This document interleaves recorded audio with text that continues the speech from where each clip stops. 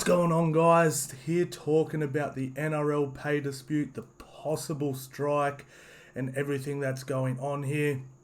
I've had a couple of days to sort of just gather my thoughts on a little bit, and I just thought I'd share my 2 cents.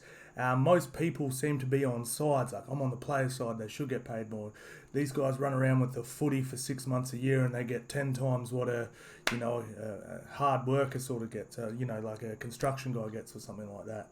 And I've heard it all, and I just wanted to give my 2 cents from, friends that have played professional sports, from a business standpoint, and just from a fan's point of view as well. But I would really want to hear your guys' thoughts on this as well, because at the end of the day, the fans, it's our product, you know what I mean? So it's it's sad, man. It's really, really sad. And what I really want out of all this is just everyone to be happy. I want the NRL to continue to grow and make lots of money.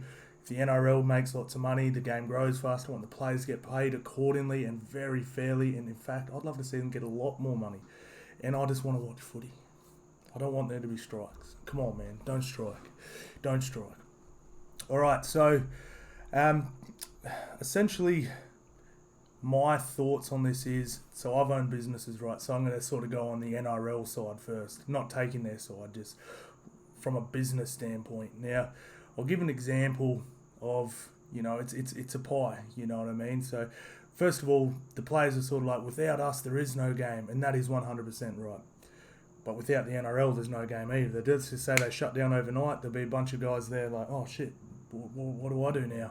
And then without the fans, if we don't show up to games, if we don't turn on Channel 9 or buy KO, there's no game either. So we're actually, everyone thinks they're the most important part, but we're actually all the most important part. All three are essential for the game to be successful. And that's just the stone facts. We're just as important as the players are just as important as us. NRL's just, we're all part of this pie. So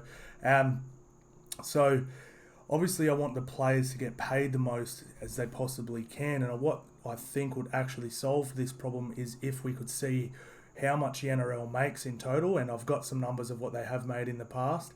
And if they're totally transparent with their numbers, then we will be able to see whether they're fairly or unfairly paid. And we're not talking about the bureaucracy of the NRL release a salary cap. I'm just talking about whether they're overpaid or underpaid, or whether they should get more money. Okay, that's what I'm talking about here.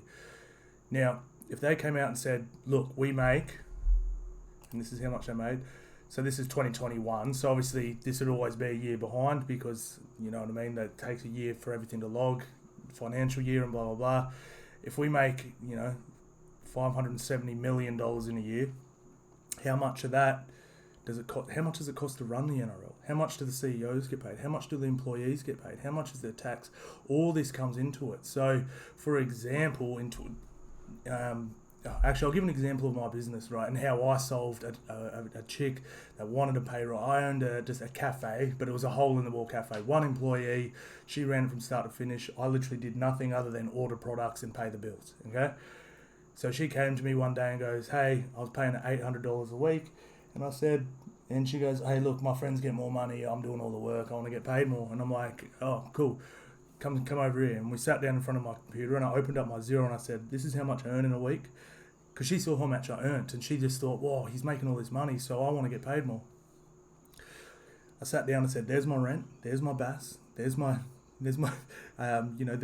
all my taxes. There's my ordering food. There's my rent. There's all my, you know what I mean?" And I went through it all, and I said, "You're actually making more money than me, like way more money. So at the end of the week, you're getting $800. I'm only making like $400 or $500. I'm like, if I get paid more, we'll sit down again. We'll work this out, and we'll give you a pay rise." And I never heard a complaint from her again. She's like, "Oh, I'm actually getting a pretty fair chunk of this."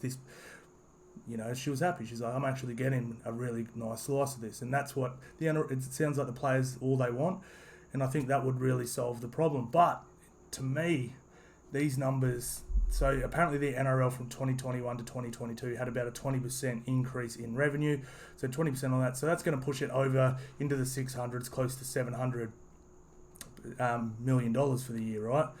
Now, the salary cap that they proposed, 12.1 million over 17 teams, would be $200 million in player payments. So it all just like if the NRL only costs $100 million to run in a year, the players are highly underpaid.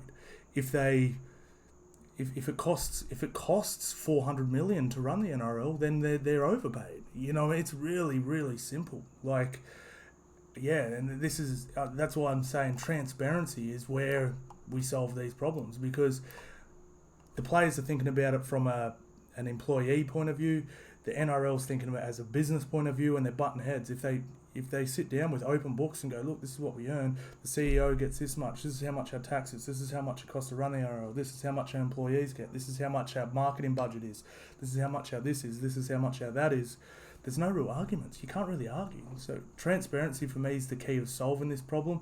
But a few arguments I had heard was a lot of people on TikTok especially, they were like, the NRL's gotten so much more popular and it's generating so much more money. Not really. Like, we had the COVID year, but look, from 2013 to 2017, it barely grew. From 2018 to 2021, what's it up? It was only up 50 million in 4 years. 1, 2, 3, 4. And it had a loss of a year. So it hasn't gone up that much. I mean, apparently the 2022 season was more successful, but it's not like it's like, when the NBA blew up, it was like, you know what I mean? It was like this massive arc of how much more money the NBA generated, but this isn't astronomical growth. This is pretty slow, if I have to say. Like, we're talking about a decade here. Well, okay, so from 2012 to 2013, I wonder what caused this big jump. Must have been a Channel 9 deal or something. But yeah, like that's a big jump. That's almost double. But from 2013 to 2023, it hasn't even doubled. It would have just doubled.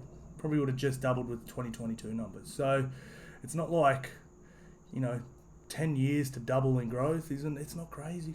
It's not crazy.